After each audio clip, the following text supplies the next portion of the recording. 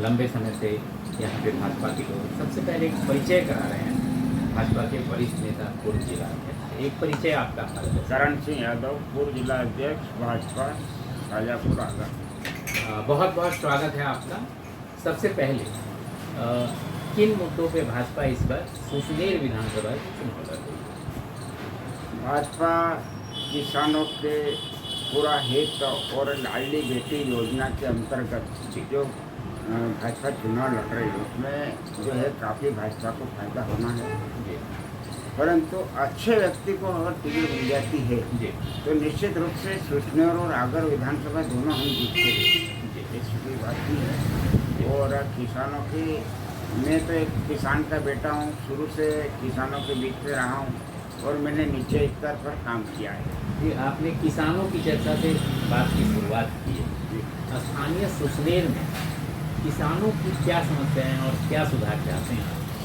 किसानों की ये है समस्या कि उनको एक किस्त और जो है मुआवजे की जो बाकी रही है वो किसानों को बार बार कहना है, क्योंकि मैं तो गांव से जुड़ा हुआ हूँ, उनको मिल जाए। और कुछ किसानों को जो गांव बीमा से छूट गए हैं, फसल बीमा से, उनको वो मिल जाए।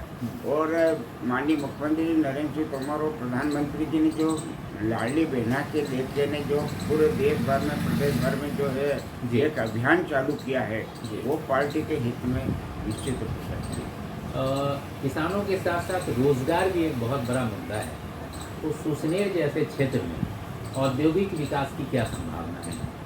यहाँ पर क्या है कि अभी माननीय मुख्यमंत्री जी और माननीय प्रधानमंत्री जी से लेके उन्होंने जो बहुत बड़े डैम का एक निर्माण किया, जो कुंडालिया डैम है, वो डैम से क्या है कि उस क्षेत्र में काफ़ी मतलब जागृति आई है और काफ़ी लोग जो है बहुत सारे रोजगार में लग गए हैं। और एक से क्या गांव रोड हो गए, डम्बर रोड हो गए और आने जाने तक वो साधन हो गए। बहुत सारी छोटी मोटी कंपनी भी जो है आ गए हैं, लोगों रोजगार काफ़ी मिल रहा है लोगों को। मिलेगा जी। आप सुन रहे हैं श्री करण सिंह यादव जी को सुसनेर विधानसभा से। अगर आपके कोई प्रश्न हो इनसे तो लिखना ना भूलें। इस बार आपके नाम की चर्चा चल रही है। अगर किसी एक नाम पे सहमति होती है तो जो आपसी गुटबाजी होती है उससे कैसे निपटेंगे?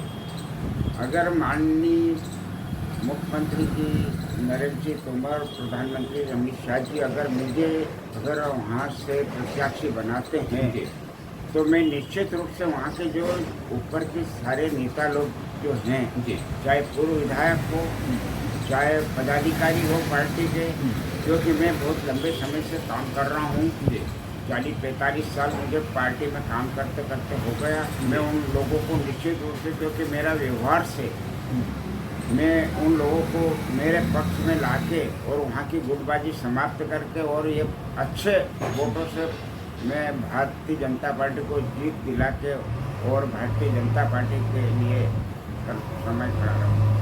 अगर सपोज आप सदन में जाते हैं भाजपा के प्रतिनिधित्व करते हुए तो इस सुसनेर विधानसभा के पहला प्रश्न सदन में क्या है? अगर मुझे पार्टी टिकट देती है और मैं जाऊंगा तो इस विधानसभा के लिए मैं क्या क्या और कमियां हैं और क्या क्या होना है उस चीज़ों को लेकर मैं पूरा प्रयास करूंगा। चाहे माननीय कोई भी मुख्यमंत्री बने, शिवराज सिंह जी बने या कोई भी बने, जो पार्टी जो बनाएगी उनसे आग्रह करके माननीय प्रधानमंत्री जी के पास तक जाके और उन कामों को कराने का प्रयास करूँगा। बहुत बहुत धन्यवाद। अंत में मतदाताओं से क्या अपील करना चाहेंगे आने वाले चुनाव में? मतदाता से मैं ये अपील करूँगा कि मैं आपके बीच का ही हूँ, किसान हूँ और मैं आप लोगों की समय समय पे जो भी समस्या आगा वो कंधे से कंधे मिला के आपकी रात दिन आपकी समस्या को दूर करने का प्रयास करूँगा। चलिए, बहुत बहुत धन्यवाद, आभार। आप दर्शकों का भी आभार इतने तक से जुड़े रहने। एक परिचय आपका हमारे दर्शकों से। मेरा नाम प्रदीप सोनी है, मैं वर्तमान में पार्षद हूँ और पूर्व में भारतीय जनता युवा मोर्चे का जिले का अध्यक्ष रहा हूँ, जिले का मंत्री रहा हूँ भारतीय जनता पार्टी में। और मध्य प्रदेश में जो जन आशीर्वाद यात्रा थी उसका सह प्रभारी भी था मैं विधानसभा का। जी, और बहुत बहुत स्वागत है आपका। इस बार अब पुनः किन मुद्दों पे सुसनेर से भाजपा चुनाव लड़ रही है? भाजपा मध्य प्रदेश के माननीय मुख्यमंत्री शिवराज सिंह चौहान और नरेंद्र मोदी जी के नेतृत्व में हम चुनाव लड़ने जा रहे हैं। और वास्तव में मध्य प्रदेश में जो विकास हुआ है, चाहे आप लाडली बहना योजना देख लो, चाहे लाडली लक्ष्मी योजना देख लो, और आज बहनाओं के खाते में जो 1000 रुपये गए हैं, तो 1000 रुपये हम जब राखी आती है बहनों की तो 1000 एक बहन ही दे सकता है, लेकिन 1000 जब दे भी दिया लेकिन 12 महीने में वो 1000 रुपये नहीं दे सकता है। तो ऐसी व्यवस्था हमारी सरकार ने की है इन मुद्दों को लेकर। और किसानों को जो किसानों के कर्जे माफ हुए हैं, बिजली में भी जो बिल की कटौती मतलब जो कम हुए हैं, और युवाओं के लिए भी जो सारी योजनाएं चल रही हैं, उन सभी योजनाओं को लेकर हम चुनाव में जा रहे हैं। और मध्य प्रदेश में पुनः भारतीय जनता पार्टी की सरकार बनेगी, इसके लिए हम सब गठबंधन हैं। अभी आपने महिलाओं की बात की, पूरी महिलाओं के लिए चारों तरफ से सभी दल राजनीति कर रहे हैं, किसानों के लिए आपने चर्चा की। स्थानीय स्तर पर किसानों के लिए क्या समस्याएं हैं जिसको सुधारना चाहिए? स्थानीय स्तर पर किसानों की जो समस्या है, जैसे अभी पानी कम गिरा है, सिंचाई कम हुई है पानी, क्योंकि मौसम की वजह से जो दिक्कतें आई हैं, लेकिन जिन सोयाबीन की फसलों में जो नुकसान हुआ है उन नुकसान की भरपाई भी सरकार कर रही है। उन्हें मुआवजा बीमा के तौर पे भी दिए हैं, और शासन इसके लिए दृढ़ संकल्पित है कि किसानों के लिए हम कुछ करना चाहते हैं। दूसरा क्या है कि यहाँ पर पहले गन्ने की खेती होती थी और धीरे धीरे वो कम हुई है, तो बहुत सारी जगह गन्ने की खेती हो।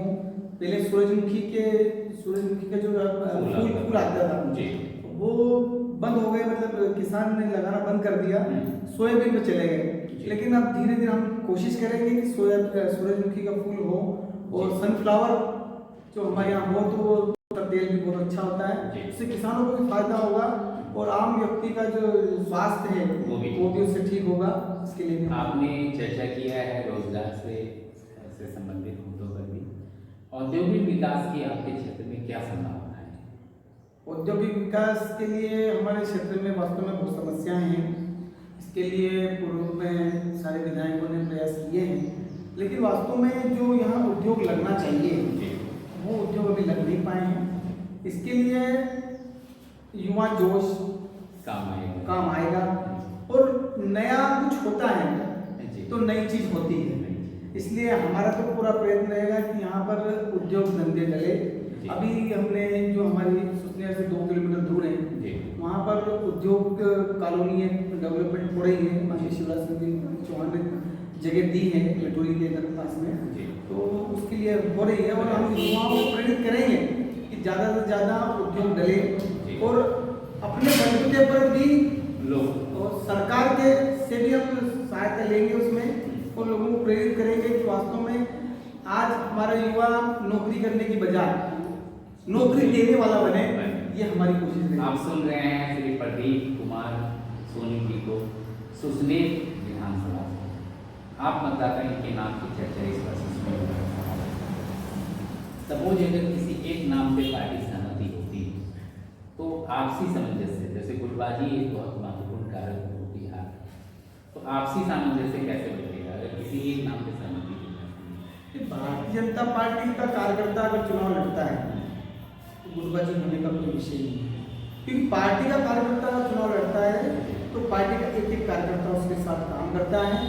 और अगर पार्टी का कार्यकर्ता नहीं लड़ा और किसी को भी हमने टिकट दे दिया तो फिर कार्यकर्ताओं को समेटने में हमें तकलीफ होती है। और मुझे तो मेरे शीर्ष नेतृत्व से पूरा उम्मीद है, भरोसा है कि भारतीय जनता पार्टी किसी भी कार्यकर्ताओं को, चाहे वो एक बूथ पे बैठा हुआ व्यक्ति जो हमारा बूथ अध्यक्ष है, उनको भी अगर टिकट देगी तो भारतीय जनता पार्टी का कार्यकर्ता उसको जिताने में लगेगा और वो जरूर जीतेगा, अच्छे मतों से जीतेगा। पूरा आश्वस्त है कि गुटबाजी नहीं है। सपोज अगर आपके नाम पे होता है सहमति होती है और आप सदन में जाते हैं तो पहला प्रश्न प्रदीप सोनी जी क्या करेंगे सुसनेर विधानसभा के मतदाताओं में? पहला प्रश्न जैसे आपने उद्योग वाला जो विषय लाए हैं, मैं चाहता हूँ कि सुसनेर विधानसभा का जो युवा है वो नौकरी करने वाला नहीं, नौकरी देने वाला बने।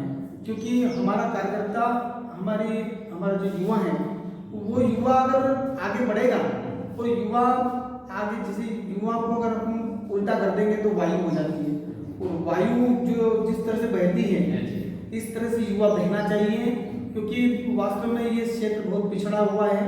और इस क्षेत्र में कहीं ना कहीं जो पिछड़ने का कारण है, हम एक राजस्थान की बॉर्डर सीमा पर आते हैं, कहीं ना कहीं थोड़ा बहुत ध्यान कम होता है इस क्षेत्र में। तो मेरा तो ये रहेगा कि अगर मुझे पार्टी भरोसा करती है तो मैं युवाओं के लिए जितना कुछ कर सकूं मैं इतना युवाओं के लिए करूंगा, और युवाओं के लिए तो हरदम मैं तैयार रहता हूं।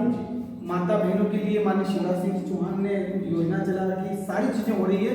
युवाओं के लिए भी जो लोन दे रहे हैं और भी बहुत सारी योजनाएं चल रही हैं, तो सब चीज़ें हैं, लेकिन फिर भी मेरा प्रयास ये रहेगा कि उद्योग धंधे अगर डलेंगे तो ऐसा उसमें एक फायदा ये होगा कि जब उद्योग धंधे डलेंगे, फैक्ट्रियाँ डलेगी, रोजगार बनेगा, तो जो रेल लाइन की जो समस्याएं हमारे आ रही है, क्योंकि रेल लाइन इसलिए नहीं डल पा रही है कि यहाँ उद्योग नहीं है। जब उद्योग होगा, यहाँ पर माल आएगा, परचेज होगा, बाहर जाएगा, और रेलवे को भी फायदा होगा, तो निश्चित तौर पे यहाँ का विकास होगा। चलिए, अंत में मतदाताओं से क्या अपील करना चाहेंगे आने वाले चुनाव में?